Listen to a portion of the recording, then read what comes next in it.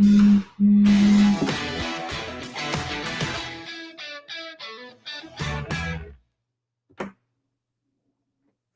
there, everyone. Welcome to another Reality Check Leadership Podcast live. It's a pleasure to be back, this time at a different time frame than the usual Thursday night. But there's a reason for that, because I have two incredible guests, two monsters of public speaking that I'm going to join in right now. Hey, guys, Asger and Ravi. Hello, guys. Welcome, and thanks for having accepted this challenge of being here with me. How are you? Good. Awesome. Excited to be here. I know Ravi, Cool. and we chatted, Luis. I'm super excited. It's going to be fun. Yeah, Great. dude, I'm glad I'm doing it with Asker. I really like his energy, man. I was telling you beforehand, we've done a LinkedIn live before, so it's good to do it again, man. That was like 4 months ago, so it's good to catch up. See, and what we were talking in off, because I didn't know you guys met each other. So when I've joined you, it was cool to see that things match. So I was happy to see that. How are you? Where are you connected from? Tell a little bit about that to our audience. So Ravi, you're based in London, if I'm not mistaken, right? Yeah, to be fair, I say London, but I'm just outside of London in a place called Essex. So I'm based over here. Asker kindly and yourself kindly offered to do the time a little bit earlier because I couldn't make the later time, so I appreciate it. Yeah, No man, problem. I'm from London and COVID-stricken world in these four walls for the past few months, so it's good to be here with you, man. Like all of us, unfortunately. And you, Asger, where are you from? Well, right now I'm in Copenhagen. I'm in my mom's apartment because the 3 kids are asleep. So I thought I'd come here. She just lives very nearby and not be disturbed. So sending live here from Copenhagen, Denmark. That's commitment. Great. Yeah. Exactly. Lisbon, Copenhagen, and London. Guys, the first thing I would like to challenge you is you are public speakers, let's call it like that. So you guys know how to tell stories. So I'm going to ask you to tell a story about you. But I'm going to, first of all, I'm going to ask you to, let me see if you guys can see my screen. Application window. I'm going to put the more than one story. I don't know if you know this thing, but it's a really cool deck that I use. Okay. So I'm going to ask you to tell us, so you don't need to read it, Asger. Okay. I'm going to start with you. Tell me a number between 11 and 60, please. So you said I started? Yeah, tell me a number between 11 and 60. Well, I'll go with 12. 12. Okay. So, Yeah. So I'm going to ask you to share with us a little bit about you, but from a story from a trip you have made. Tell a story from a trip you have made, something that really had a cool impact. Yeah. He's thinking there are a lot of stories. Well, yeah, we're full of stories, but I think a story that made a difference for me was coming out from high school. I had a tough time living at home with my parents. We argued a lot. And so I was 20, I was an adult, and I was ready to go out and live my life. And so I decided to go with a friend to Florence and get a job there and try to have a great experience there. And I remember we were standing in one of the plazas because we knew that how you get a job there. We asked a couple of Italians, said, you just go in and ask. And we'd been there for months trying to learn Italian, and our hearts were just raising, beating really big time. And we were just doing scissors, stone scissors for who would go first and go ask. And then my friend, Jacob, he got to go in first. I'm like, damn, man, he got boss. And he was going in. And I remember he came out with this big smile. He's like, yeah, I got a job like in a restaurant. It was super cool. And I was like, oh, fuck, man. And then it was my turn to go in. And I had to go so many places. And eventually I got a job in a bar. But I think it's all about pursuing your dreams and going out there and trying it. So that was a super cool experience. And I loved it. I had 8 months that I really enjoyed in Florence. I've never been in Florence, but it seems that's an incredible, beautiful city. It is. Yeah. And I loved it. Just being by myself, going out partying and learning Italian and just, getting that freedom. Cool. Thanks so much for sharing. Ravi, your turn. Give me a number from 12 to 60. Oh, okay. 12 to 60. Let's go for number 46. Number 46. Let's see what we have here in number 46. So we have... That's my age. yeah, tell about a personality trait that you have inherited. Personality trait that I've inherited. I'd say I've got more from my mother than my father. Okay. But God, this is a good one. Personality trait. So I'd say when I was younger, I would always when we're going to Indian weddings, right? Big Indian Right. weddings, family gatherings, right? So I was a young kid, bow tie, waistcoat, walking around, and my mum would always be like, Rav, come here, I want you to meet so-and-so. I'd be like, Mom, again, and everybody who she met, it would be like they were best friends, they'd known each other for decades, and I'd always be like, Mom, how many friends do you have? She's like, I've only met them once. But she had a really good ability to build a connection with people and genuine rapport. And I think one thing that I've been able to do over the years as well is build genuine connections and rapport with people, which is like, for example, Asker, you know, we had a one-off Zoom call last year, and then LinkedIn Live, and man, I really respect him for what he does, and it's blossoming into a relationship and friendship. So it's cool, man. I'd say that's what Thanks, Ravi. Great. Thank you know what I mean. You know. Yeah. Okay, married this year. You're married. You know what it is. Thanks for sharing, guys. So the topic of our conversation is mostly around public speaking, which is a topic that I believe tells you something, I hope. But I'd like to ask you, how did this become important? How did this become important in your life, in your professional life? Who wants to jump in? Go ahead. Go ahead, Ravi. Go ahead, Ravi. I mean, interestingly, I remember. Let's take it back for a sec. So my mother was born in Tanzania. My father was born in Malawi. And when I was a kid, I remember I was going on this dream safari trip, and I was sitting in this Jeep, this old, rusty, bang style Jeep. And I remember my mum saying, Rav, can you just hold the camcorder for a second? I know camcorders, right? Not iPhone or whatnot. Camcorders, these big things. And she said, this film, whilst I saw your sister out, something along those lines. And I remember I started filming, and I started randomly doing some narration and commentary. And I started trying to be funny with it. I probably wouldn't at all, but started to try and be funny with it, have some fun with it.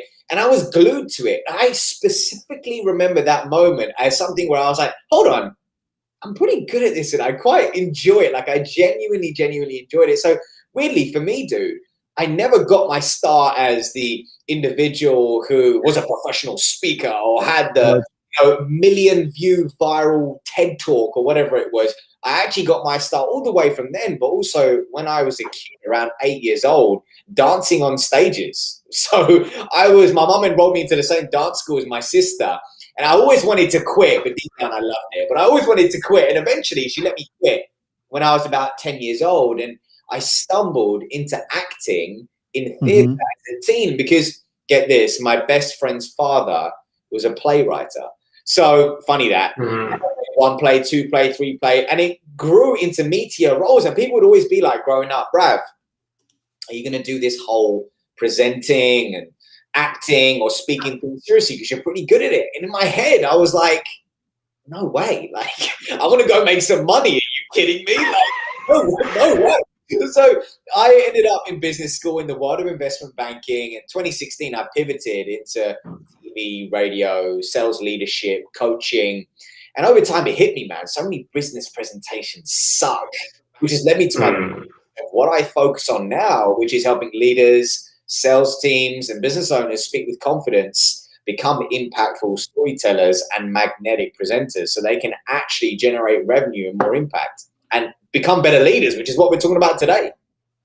And you started to use LinkedIn, right, for that as a platform? Yeah, so I actually was that loser who, like, you know, the loser 2 years ago who would share like company updates saying, thank you for my company. Like, I was that guy. Like, it was like very no effort, just share this, share that. So I was that individual. And then last year, March 22nd or 23rd, I decided to do a video challenge on LinkedIn. So I did a 30-day video challenge, and I was like, hold on, this is different to Instagram, YouTube. Yeah. And just stay consistent from there. Cool. Thanks. Great story. Asger, what about you? How did public speaking entered into your life? Well, yeah, I think there are a number of different things that have happened along the way, but I remember one of them was that I had a really, really boring job, mainly looking into screens. So I was doing my PhD project, Right.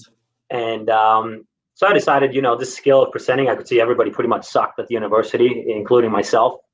And I decided then to join an evening in the engineering association to get, a couple hours of learning how to present. And I actually ended up liking it a lot. And then I didn't know how to get more training, how to do it. Then I discovered a club called Toastmasters, where you can come and present and do like short speeches, 5 to 7 minutes. And I went there a couple of years, and then I really started having this dream, this passion for public speaking. I liked sharing my ideas, my dreams, my visions. But deep inside, I was just scared. I never, ever thought anybody would pay me to listen to me. I didn't really have the confidence. But then what happened one day, I was sitting at home, and, I was being on Facebook. And then there was a girl I knew. I didn't know her too well, a little bit. We're acquaintances. And she made a post, "Do you want to be a professional speaker?" And I really wanted to be that. And then she had written, leave a comment, but I didn't want to leave a comment because then people could see it, that I actually meant it. So I just pressed liked. And I don't know, for some reason, out of 100 likes or whatever, a lot of comments she had gotten, she decided to write to me, ask her, "Do you want a free ticket to this professional speaking seminar for 3 days?" And I said, like, yeah, I so much wanted. And I came to the seminar. I learned a ton, but the most important thing I learned was that I too could do this. I too could, learn the skill of presenting. And I think that's the most important thing we can teach people. That is not the information, but it's changing their beliefs. If you have the belief system that you can do this, you are going to find the information. Information today is available 1, 2, 3 clicks. You're on Amazon. You can buy tons of online courses. But the hard thing is to change the belief system. And I think that is one of the keys. And I still struggle with that, but it gets better every day. Putting myself out there, doing it. And obviously, when you get good results, it helps really a lot.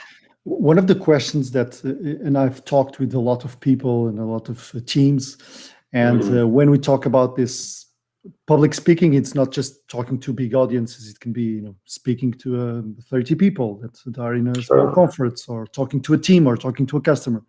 So at the end, some of those people really share fear of delivering that message. So, and I imagine that you guys in your courses, in your the way you coach people, this is a common topic, right?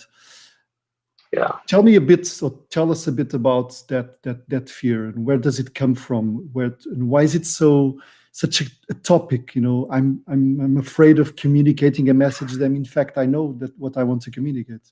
Why do people have so much fear of speaking in public?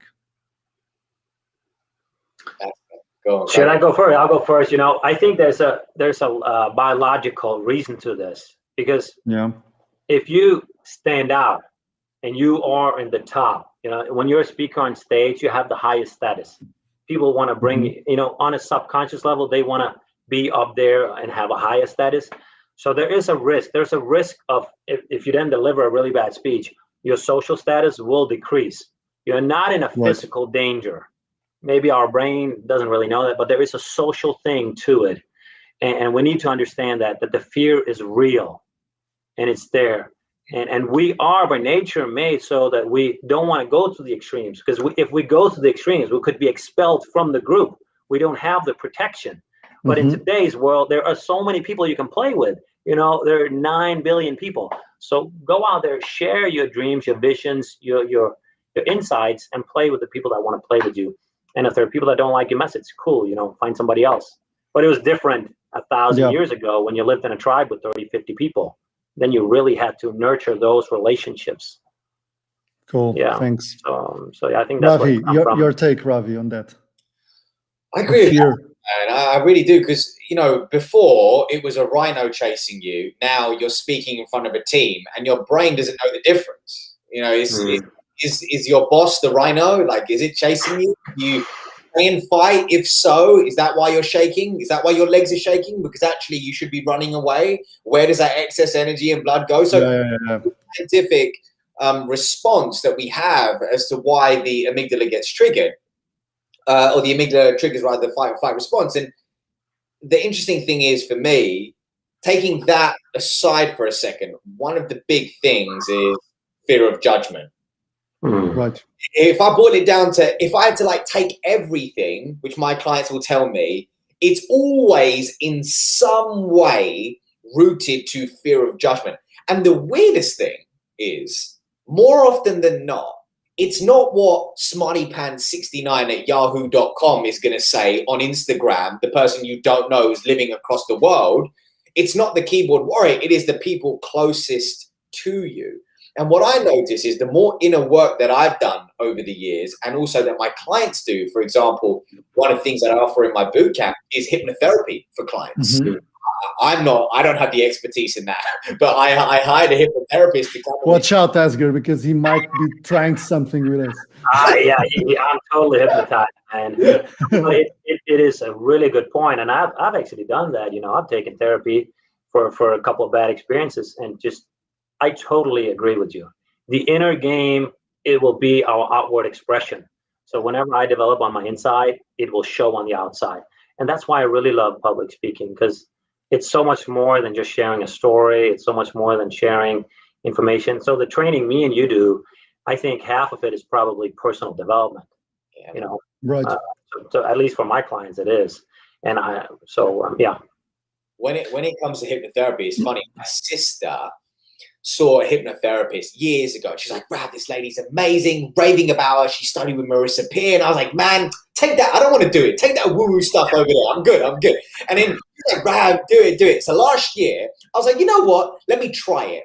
So I went to see this lady virtually because it was the pandemic. And dude, I was in tears, like crying, like for a good 45 minutes, hour. And then I came out of it and she's like, "How do you feel?" I was like I've been in a 50-hour therapy session. She was like, good. And I was crying, and I came down the stairs and Sophie was like, "Are you all right?" I was like, "I don't know, man. Like, I don't know." But it was one of the most amazing experiences. It was so cool. I was like, this is dope. I need to get this in my program for people who want to become confident speakers. And if you look at hypnotherapy, Mike Tyson did it back in the day. Like, athletes do it. It's when I started doing the research, I was like, man, this is a serious thing. It's not just some woo-woo. It's like there's some real cool results behind this. It's good. Yeah. Which is probably one of the questions everyone asks you is how do I get over my fear, right? Yeah. It's not something that you can just click and you're done, right? You need to practice it. You need to train it. You need to deliver it. You need to put yourself in those situations over and over again, right? So it's like Ronaldo doesn't shoot the penalty to win the Champions League. In that can you imagine the pressure of that specific moment? He's not public speaking, but he's delivering something very important for them. Yeah. And he only does it because he practiced and he practiced and he practiced, right? 100%. And classic example is, let's take Asker for example. Let's say if somebody goes to a seminar that Asker is running and they see him on stage and they're like, "Oh my God, I want to emulate that." They go home and they try something on video and they watch themselves back for the first time. They compare their chapter 1 to Asker's chapter 50. They get disheartened. Exactly. "Oh, I'm not Asker." So then they just stop it altogether, versus actually putting in the work to realize it's a skill set. But in the world that we live in today of instant gratification, we assume certain skill sets like speaking you're either born with it, or they're only reserved for extroverts, which in my mind is BS. It's not the truth. Yeah, I have a question about that. It's the charisma. People often say, "No, you need to have the charisma too." And I often think, did Steve Jobs have the charisma? Did Elon Musk has the charisma? That guy goes on stage and we just, what the hell is happening there? Yeah. So charisma, it's something different, right? Well, it's a skill you can learn. I think pretty much all the skills you can learn. There are certain skills where it's good to have certain genetics. If you're a basketball player, it's great to be tall. If you're a swimmer, it's great to have long arms. But the game of public speaking is up here, Mhm. and that can be trained. We don't see it, but in here we have a muscle, and if we don't use it, it doesn't grow. So we need to use it. And the big myth out there is that you are either born a speaker, like you said, Ravi, or you're not. And this can be learned. You can see it, even a couple of lessons, I'm sure, when you have clients, Ravi, after just 2-3 sessions, like a whole new speaker, especially if they're just new to it. Yeah. And what's for a leader, because that's my passion, right? To how can we transform people to become better leaders? And one of the key aspects is to communicate correctly and efficiently, and also to listen. How about listening? Is listening a really important skill in public speaking? I think it's the most important, because everybody goes up on stage, or if I have a client, they will say, oh, what should I say? But that's not where you start. You need to start by listening and identifying what do they need to hear? What's their problem? And often people won't tell you their real problem, not because they don't want to, but maybe because they aren't clear about it. So you have to kind of listen between the lines, be a little bit of a psychologist, and like, maybe that's the thing. We have this stupid program here in Denmark where they come to people's house and they spend all their money, way too much money, they borrow the money. And usually the problem is not that they can't handle their economy. It's a lot of different things. Maybe they got daddy and mom issues, or they're afraid their friends will leave them if they don't pay for them. So it's a whole other problem, typically. And we need to discover what that is. And if you can discover that and then help them with that, you're a whole different speaker than if you just come and give them what they think they need. You need to give them what they really need. Cool. And that's by listening. Yeah. And even when you're delivering, right? If you're delivering something, you are checking the audience. And even if it's a small audience, I used to do this quite often. If I'm talking to a team of 4 people and where everyone starts the meeting, we're there, the first thing I ask is, are we checked in? Are we here? Because a big part of the times, with all the buzz, with all the stress, with all the things that we all have to do, people go into a meeting, and now even worse than ever, right? Because everyone is online, so we never know what's happening. I can be drinking, I can be, I don't know. So the first question is, are we really here, right? Does it, or else we got a the guy message in here, Luis. Sorry to interrupt. We got Eloy in here. Hey, Eloy, how are you? Yeah. Yeah, Eloy, I can put a message here. How are you, Eloy? Thanks for joining. I dare to say the ability to listen is one of the most underestimated skills of modern times. Oh, mic drop. Yes. Bang. There you go, Eloy, man. Yeah. Nice. Do you got Thanks, a tip, Eloy, maybe for how to listen well? Because it's such a cliche, listen. But how do you listen? What's the trick? Cool. You know what? To add something to this, you know what I think about when I think about listening is we've been told in society through Hollywood movies or whatever it might be that confidence is the person who speaks, who's the loudest, who's often the most extroverted or brash. Yeah. But actually, some of the most influential leaders that I've partnered with or seen from afar are the ones who are so comfortable in their own skin that they are able to listen and not allow ego to rise and actually breathe and be in the moment because they know that they could learn something, versus a lot of the time. And by the way, I've done it. I'm sure everybody in this room's done it, where you're thinking about what you're going to say next, whether you're nervous because you want to sound smart, or whether you're in a room full of peers and you want to say something interesting, or you want to be liked. All of these different things happen. But going back to what Asker and I said at the beginning, the inner work, the more you do, it will allow you to be more present and in the moment, because you're not worried about scarcity. You're not worried about somebody having a word in and taking your idea. All of these things that often may happen when you're living in not an abundance mindset. Agree. I was in a position in my last job. I was in a position. I was leading a big team of around 180 people, which meant that I was the last person to talk, or the guy that could take the decision. And one of the things I had, and it's clear because I have a picture of it. I had a yellow post-it in front of my monitor that just wrote that had a word, and the word was listen. because I had to focus that I need to listen, because or else it's just like I'm not I'm not willing to hear other points of view. I'm not becoming an inclusive leader, right? And that's something that I don't want to be. I want to be an inclusive leader. I want to be able to, and at the end, those guys have much more ability to take decisions than I do, because I don't know everything, right? No one knows everything. Eloy is still here. You need to be at peace with yourself. Most people are just waiting the other one stops talking to immediately share his views without comprehending what he just spoke. Yeah, it's really interesting. Sorry, go on. No, go ahead. I was just going to say on that topic, it's really interesting. I remember I was training this sales guy. I won't mention his name, but I was training a sales guy. He's in my network, but he would talk himself out of a sale every time, because he would talk so much on a call, he'd end up talking himself out of a sale.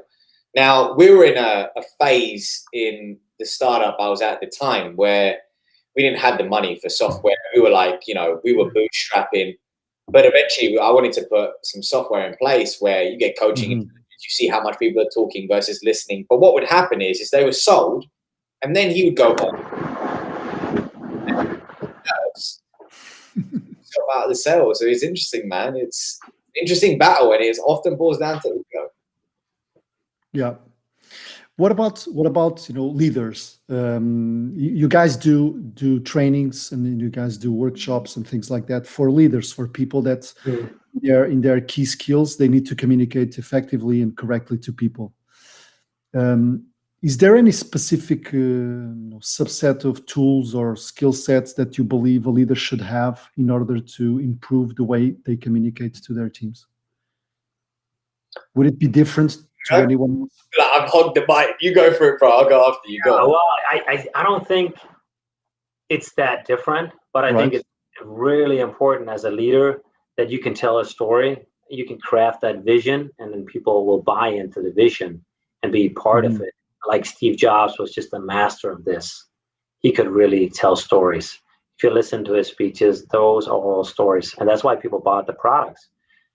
So he was a master storyteller, and I think we need to really be able to tell better stories and include the people to be the heroes of the stories. Yeah, but we are all leaders. In the end of the day, no matter what your job is, you are always leading some people. And how would you say to someone, let's break this down a little bit into a project, right? You have a team that is delivering a project, and you have, they are working in a methodology. What a project manager is seen as the leader of that specific project. How can a project manager tell a story about, how would you wrap this up? Would you wrap a story around the project who is day-to-day operational delivery? Yeah. So the big myth, people think a story is a fairy tale thing. Right. It's not the content. A story is not the content. It's the structure of the message you're sending out there. And a story revolves around characters and a problem that you're trying to solve. And then what happens? So you need to put your message into the story structure. When I delivered my PhD project, my thesis there, I mean, I didn't tell that many stories, but the whole structure, that 45-minute talk, was a story structure. Maybe they didn't realize it when they heard it, but their brain loved it because it was built like a story. So think about what are the key steps in a story, and then add that into technical things.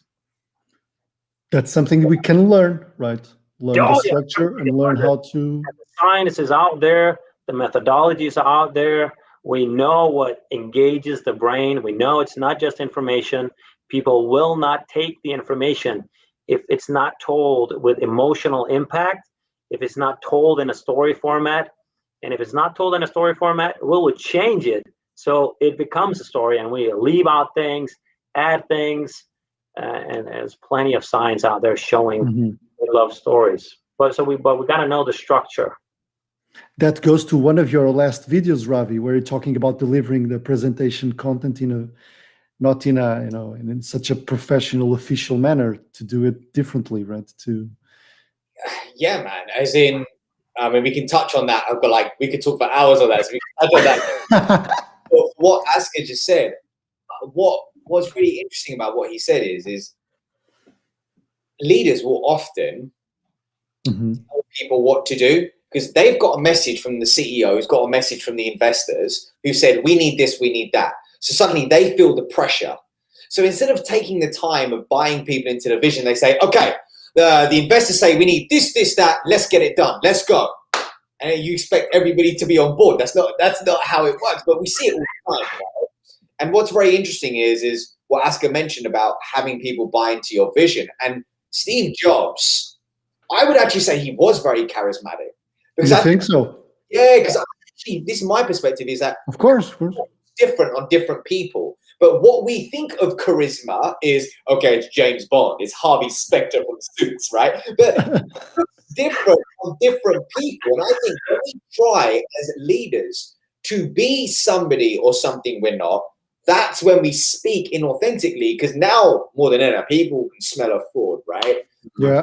Then you can't connect with your audience. And if you can't connect with them, if you can't take the attention, translate it into connection, then you can't teach somebody something. If you can't teach somebody something, you can't get them to take action on your message. So it's a complete breakdown in the chain. And it really does boil down to the softer stuff that we spoke about at the beginning, which is you have to do a lot of this, like the inner work. But people always want strategy. But why is it you could have two leaders in a room? You give them two strategies. For one person, it works. For the other person, it doesn't. They've got the same skill set when it comes to presenting. Yeah. It's really, really interesting. I mean, yeah, as I said, we could talk about it for hours, but yeah, that's my quick view. So you guys teach this, right? You guys teach leaders or people on how to deliver a message that comes across to the other side. Yeah. Go ahead, Ravi. Yeah. Say that again, Louis. I lost you. I was saying you train people. Yes. You guys train people so that the message that you want to convey is well perceived on the other side. Exactly. So, for example, I'm training this team over in LA at the moment, virtually. Okay. I'm not in LA. I wish I was, but I'm in the UK where it's cold. But I'm training this team over in LA at the moment and training their entire sales, marketing, and customer services team. And it's all about, for them specifically, how can you speak in a way which positions you as an effective communicator? Speak, with, once again, the word effectively to influencers and decision makers, but also tell the right stories at the right stage of the sales process to unlock revenue versus doing what everybody else does, which is pitching features and benefits or whatever it might be. But yeah, different programs for different people. But I think going back to what you mentioned, we both Asker and I do train leaders in that. But I think there is, in the virtual world we live in now, this has thrown a spanner in the works where people have to retrain. People delivering presentations like it's 2019. The game has changed. Right. It's changed. So there's a skills gap which currently exists. Yeah. One of the things I love when I'm speaking with people or in an audience is to read the room, right? To read what's happening there, and throw some things here, throw some things there, and try to get as much as possible the attention just by reading the room. In this virtual world, it's very different. So how do you guys lead a room which is virtual and it has 20 little squares that you don't even understand what's happening over there? Or do you? I think it's harder, obviously, when you're not in the room. But if you have the time, you come early and you chit chat with the people that are there. You can mingle a little bit. Come early. And you just, humanize yourself. I would do that. And, if you mention their names when they're speaking, it's so easy when it's online. They have their name. It's like, give me a thumb up. Thanks, Elena. That was so great. You are engaging. Just that little contribution that you see them, that can go a long way. And if you had a small talk before you started, include that in your talk. Like if you had, like we talked about before we started, this is one of the problems, blah, blah, do that small talk. that goes Yeah, a long way. Mhm. But people are suffering a lot, right, with this, in the sense that even today I was talking with a member of the team, and he was telling me that now I have to book everything to talk with someone, right? I need to send him a link. I need to go to Teams. Can we talk? I need to. It's always it doesn't sound so natural, which in fact isn't, because we're not together. We are all virtually. And what impacts do you guys think this is going to have on this on communication in teams with teams, etc.? I think 2020 was the year of the amateur. Let's just be real. Like, you could present with poor lighting, poor audio, and you'll get away with it. Everybody was in the same boat. The vision that I see genuinely is, take an employee, when they join an organization, they will be given a backlight, they will be given a microphone as a part of their starter kit. Welcome. It's already happening. It's already happening. There you go. I didn't actually know that, but I like, that's super fascinating to me, because I think that is now the norm, where the moment I switch my camera on, I'm telling people a story, going back to storytelling, about who I am, the values, look, the pictures behind me, what do they say about my values? Like, there's intentional and invisible selling when you have your frame open. What does it say about you? What stories? And if you've got a company who are selling a high ticket product or a premium product to certain customers, or you've got any company in the world for that matter, it's about showcasing a very intentional and congruent personal brand. So the game has changed, because this may reduce as we move out of lockdown, but it's never going to go away now. No, true. Yeah, so it may reduce, but people now know it can be done, because it saves money as well, right? So it's here to stay. Yeah, we're going to have a couple of companies definitely reducing the office space, the office size, rental, and things like that. Totally, man. Yeah.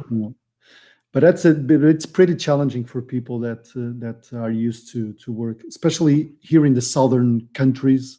Mm-hmm. We are very physical, we are very touching, this is very, very hard for us. And it's causing a big impact. But I'm seeing already companies giving a ring light and a microphone to new employees, because that's what we want. We want people to be online with their cameras on and ready to connect. Mm-hmm. Yeah. Cool. Yeah, but that's maybe good. Go ahead. Clear their message really is. So if you have a meeting, I see so many times people come unprepared. Oh, let's just have a meeting.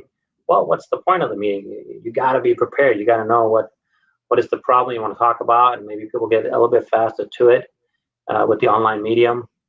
But yeah, we'll see what the future will tell us and what happens. Cool. But bad things, I think.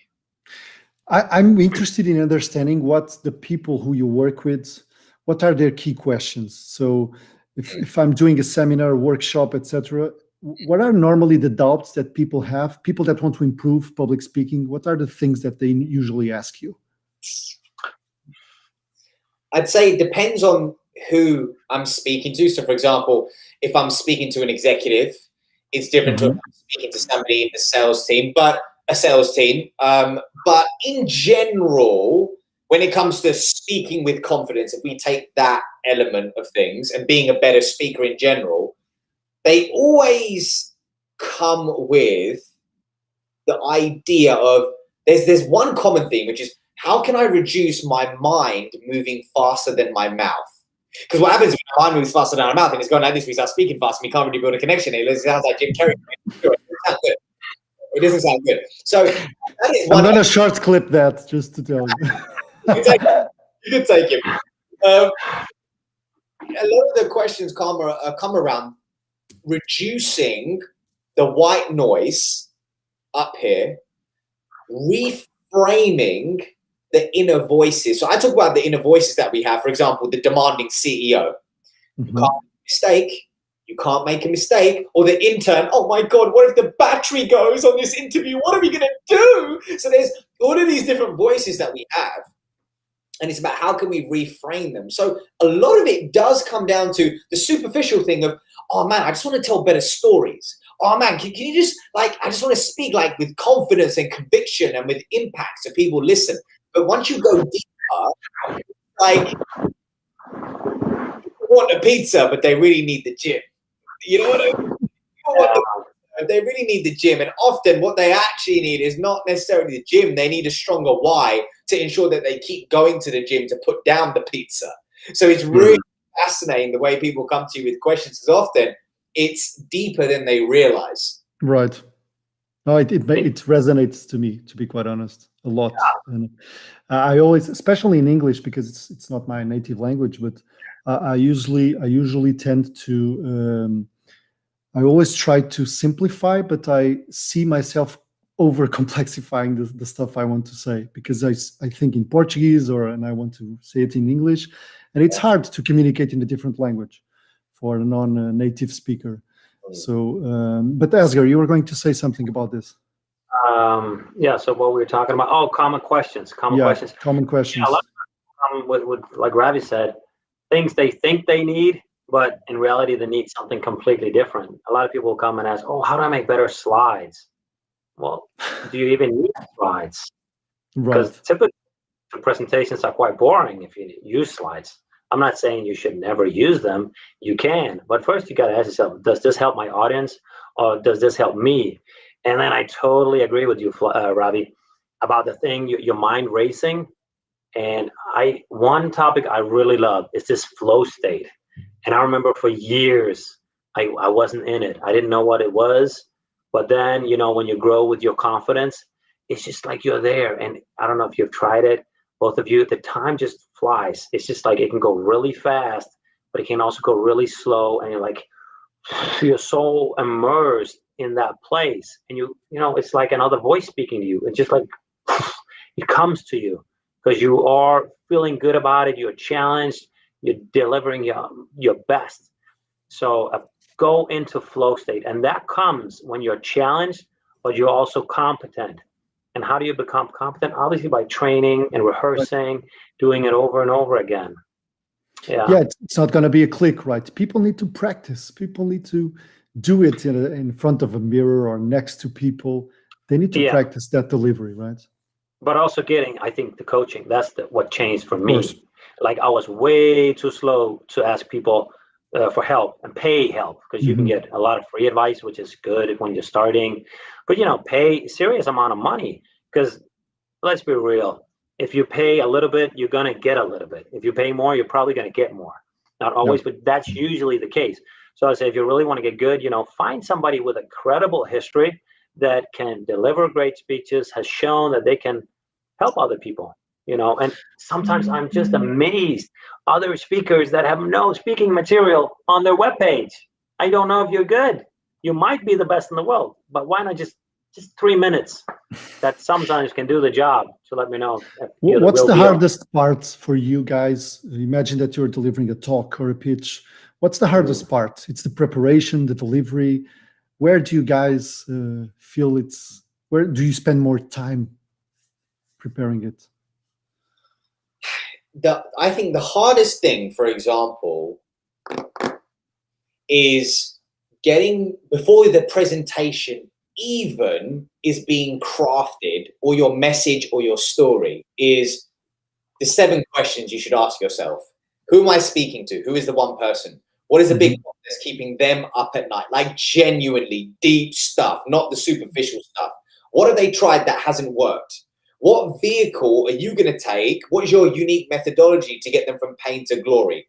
What resistance will you face when getting them to take action on your message? What do they want out of this presentation? What is the thing that you need, which is your CTA? What do you want out of this presentation? Like, that stuff is interesting. And one of the great ways to do that is by sending a survey to people, to the audience. And also, it gives you an insight for the problem, so you can actually pivot your message to solve a problem, versus what a lot of us will do is, and we've all been there, where a story or a presentation has served us and our ego and given us significance versus the audience. And the moment you can switch from, okay, it's not about how I look in this moment. It's not about where my hands are and how I move to this part of the stage. It's like, okay, how can I deliver amazing value packaged in a way that's never been delivered in this way before? And remember, people buy into you, so it's your story. So once you get that alongside the problem that you're solving, it connects. But getting to the root of the problem that you're actually solving is often hard because people don't want to tell you the truth, man. Right? No one's got yeah. And sometimes we don't know the truth. Yeah. Like sometimes, like, oh, that was really my problem.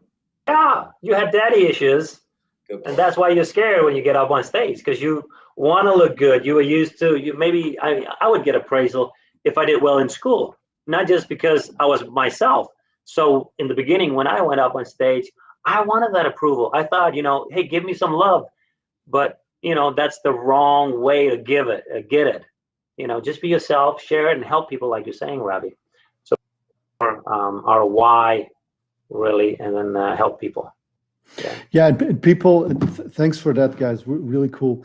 And when you are delivering that, let's say that pitch or that presentation, people tend to tell me that normally I'm focused on the one person that wants me to fail, and not on the other ones that in fact are interested in the message. So if I'm focused on the person that wants me to fail, that I believe wants me to fail, I'll start to become nervous. I'll start to say the wrong things, etc. And I'll be out of focus. So the question I would like to ask you is, how do you maintain the focus?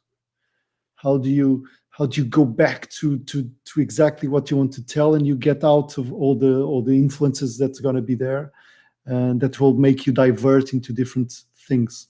How do you keep that focus? By practicing? How do you do it? I think you got to be cool about it. If people are sitting on their laptop or texting, whatever, you can let them know that make a little bit of fun out of it and say, it's super cool. You're making notes here. And if they're on a phone call, it's like, it's super cool, but I just want to give everything to my audience here. So call them out on it. And typically they just want to be up on stage. So if you praise them a little bit, if I come early to a venue, I'll typically know who's the person, and I make sure I praise them. If I have a speaking job, I'll give them a question like, oh, this guy over here, he did amazing. He had just done an awesome project. And now he has to prepare the speech. His boss asked him, how should he practice? And then everybody looks at him and he gets some attention. Damn. And that usually can do the job. So praise them. I'll do that, or go at him, or just leave him, but you got to be cool about it and not be affected. And you got to believe in your message. When you come there, do you really honestly believe that the thing you share can help them? Because if you do, then they can just leave and the rest can hear it. So yeah, that would be some of my advice. Ravi, how do you keep the focus? It's funny. I'm going to take this to two scenarios, but just to touch on what Aska said is what would frustrate somebody the most? If you do have a genuine hater or troll, right, in the audience, like just looking at that.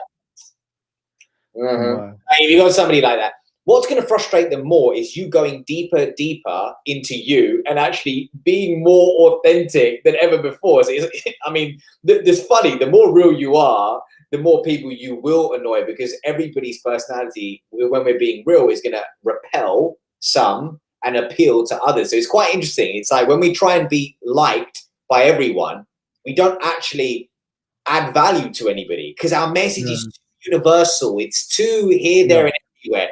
Because we're scared of, whatever it could be, backlash. But going back to what Aska said, take it to a sales scenario for a second. Call it commission breath, right? So if you are in a presentation or a pitch and you are so, I don't know, you're like, oh my God, I need to close this because this is going to mean I get that big bonus.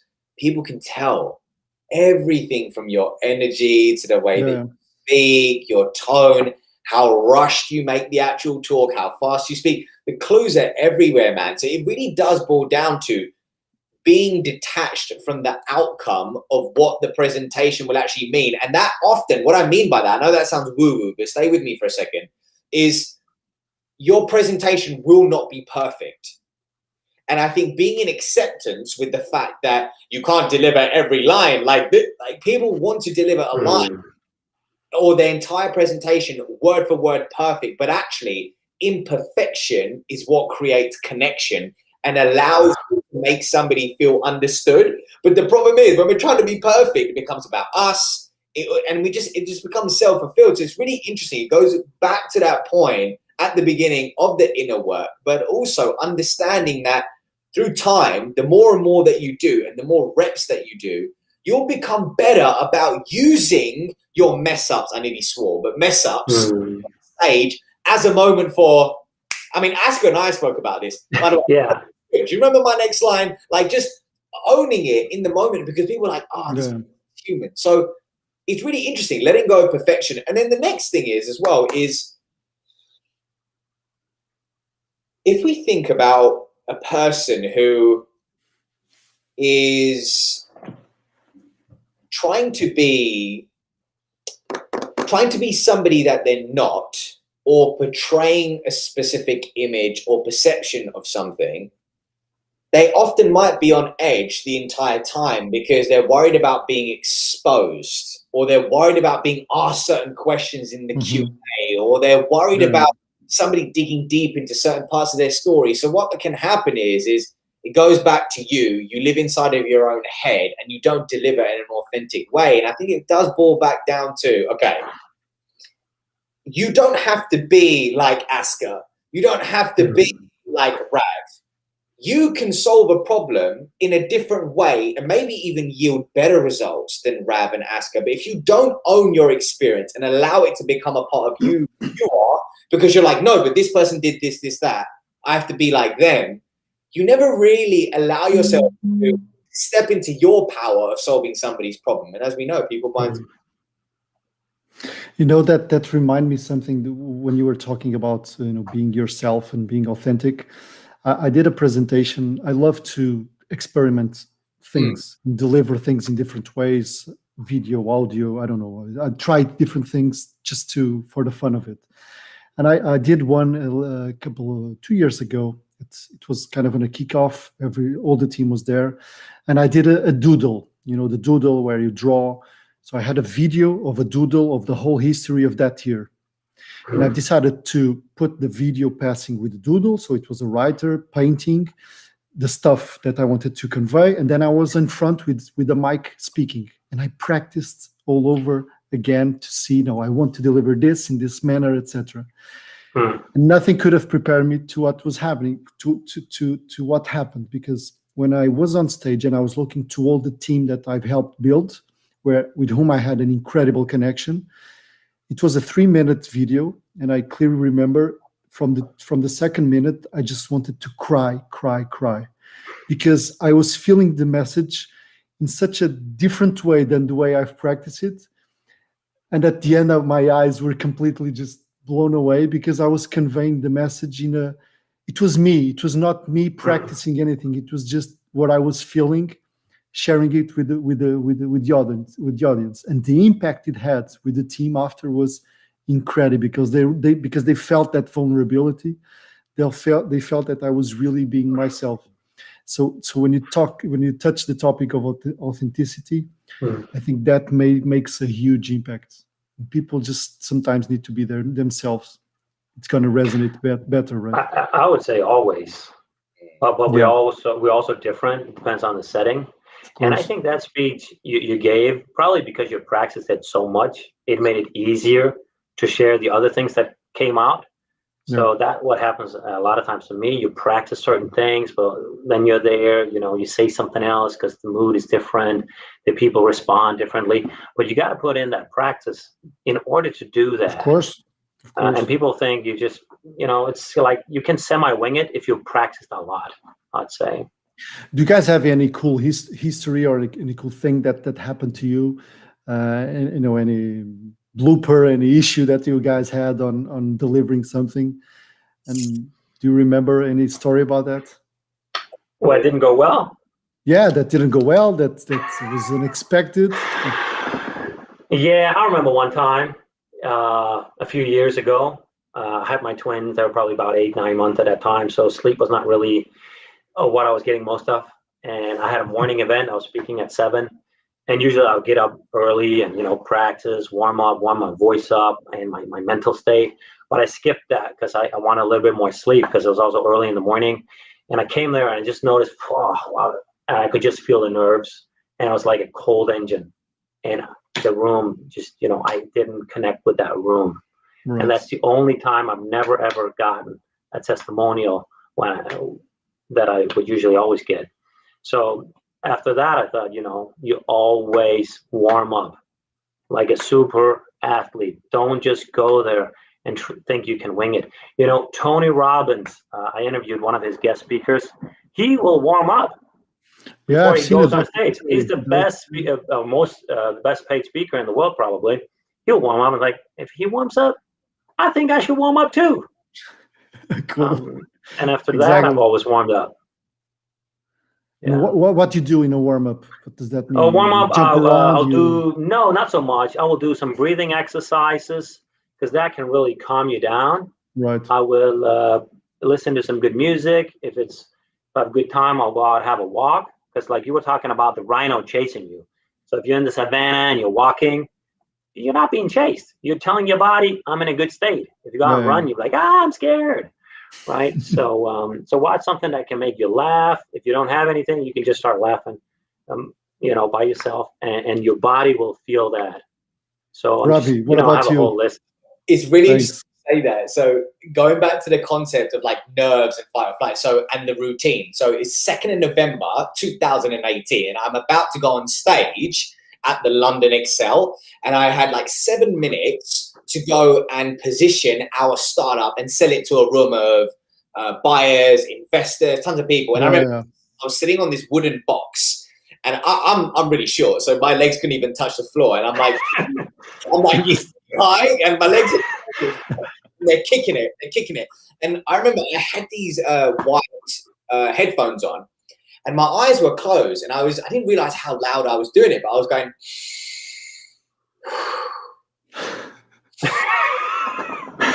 Right? Because it's one of the things I really do before is I meditate, and I really like quieting down the mind. Like the way that really sticks with me is boxers. They quieten down their mind before because they want to be in that calm flow state, not like, so, different folks, different strokes. But then this dude comes over and he's like, aha, bro, you're nervous, right? You're up next and you're nervous. And I was like, I didn't hear him. And I go, huh? And I took out my headphones. I was like, what's up? And he was like, right? And I'm like, he's like, you're breathing all like that. You're nervous. I was like, okay. I didn't even resonate with it. And then afterwards, I was thinking, he asked if I was nervous. Of course I was nervous. I'm human. Do you know what I mean? Like, people think once you get to a certain point, you don't have nerves. But here's the interesting thing is, if Ronaldo is taking that penalty kick in the World Cup final, of course he's going to feel butterflies, excitement here in the moment. So for me, I don't see it as nerves. I see it like, man, I'm excited to go on, and it's good. It shows that I care.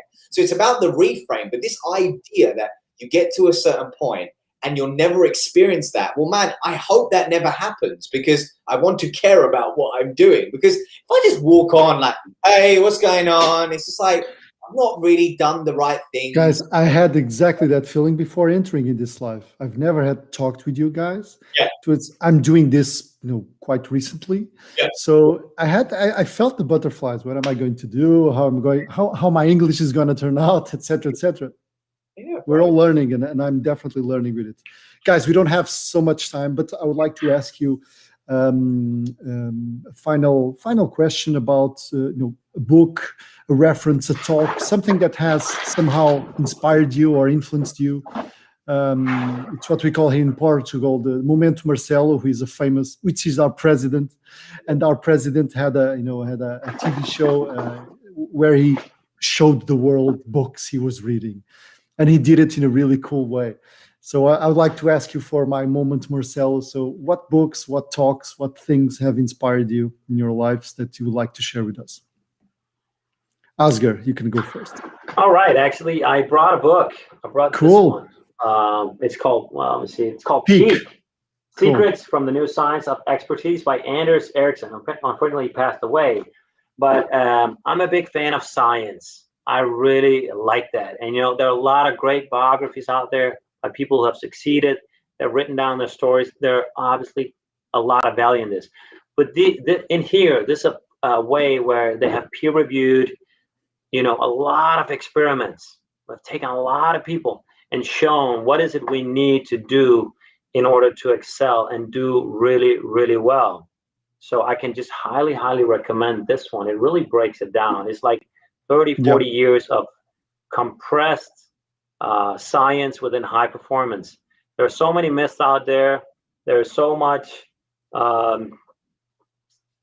Instagram advice that we don't know if it's really true or working. This is the real deal. It gives me confidence. Whenever I doubt myself, I go back and look, this is the path you need to take. Do that. And everything can be learned pretty much. Yeah. Thank you. I'll then put it on our post. I'll then put the links so that everyone can see it. Thank you so much, Asger. No problem. I didn't know that one. Ravi, what do you have there for us? I could listen to Asger talk all day. His voice is so calming. He's like, his voice on the Calm app, you know, like the He's hypnotizing us. He's hypnotizing us. He's doing the thing. What, the voiceover artist. So I'm going to take this down a different route. So there's an actor called Justin Baldoni. And he was the guy who was the lead male in the, what was it? Jane the Virgin, what was that show? What's that show? Jane? I can't even remember. A big, really big show. It was a huge show. Anyway, he's got a series on YouTube called Man Enough. And ultimately, he takes people who are thought leaders, celebrities, actors, like really famous people and successful business people in their own right, men. And they talk about the things that are so vulnerable, like you would never hear them talk about, for example, how they feel about their bodies, how they feel about imposter syndrome, how they feel about these things. And it's a really interesting watch as a man, because you look at it and you go, wow, man, these people are who you would see as they have everything together. But the truth is everybody, man, has a story to tell. Everybody has vulnerabilities, and it humanizes the storytelling process, but also gives so many people permission. And when I watch it, I watched an episode yesterday, but I watched the entire series, I think, a year ago, and I'm going to rewatch it because it inspires me every time to just show up more vulnerable, more human, because often we can forget to do it, right? And I think it was a really nice reminder for me. So go check it out. Justin Baldoni, Man Enough is the name of the YouTube show. Great. Cool. Thank you so much. I did a podcast about vulnerability. We were commenting, Brené Brown's work. I love that. Yeah, it was really cool, really cool. Guys, we don't have more time, so I'd like to thank you so much for the generosity of being here with me, of helping me also, and help me grow and become better in that specific skill, which I can ensure that has much more impact than most of people think. And the way we communicate and the way we pass the message is of extreme importance for everyone out there. And you don't need to be a leader to do that. You need to be just a colleague, a friend, someone else. So thank you guys for having been there. Shada, thank you so much for being there. Excellent show, agree. Cool. Guys, I'll put the show online. Thank you so much once again. I wish you all the best, and I'll put your links and your comments below so that everyone can reach out to you whenever they want. Thank you. Stay well.